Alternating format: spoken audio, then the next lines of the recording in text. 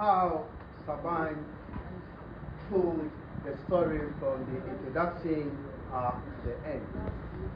You will notice that at the beginning, she made it clear to the students that she was going to tell them the story. Then she asked for the learners' help to tell the story. And she explained to them that she would want them to mention or explain some of the items in the story in their own language, which means that she was trying to get learners' attention to the fact that they are going to use the indigenous languages to tell the story. Then she started to tell the story by introducing the characters in the story. And the major technique she employed in telling the story was, anytime she introduces a character, she will mention the name of the character in her language, and then ask students to also mention the name of the character in their languages.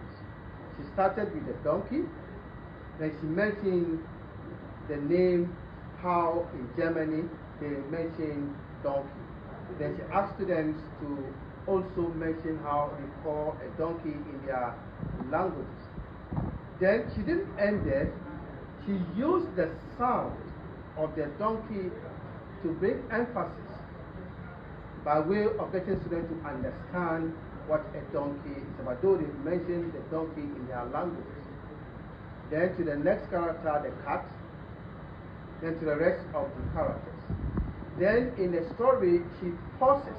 Anytime she mentions a key item or a key word, she will pause and mention the item in her language, Germany.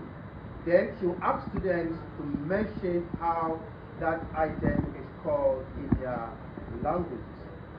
So we realized that she was virtually using the students' language to tell the whole story. And then, of course, she will pause at every point there's a new item she needed to explain.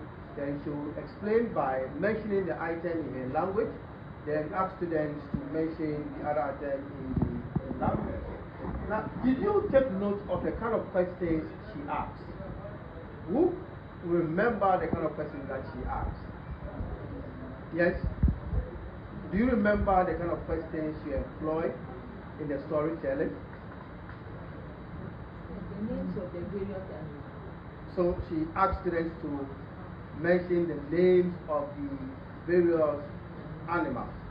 Then getting to the end of the story, she brought all the animals together and then revised the names of the animals in the English language as well as the various languages spoken by children.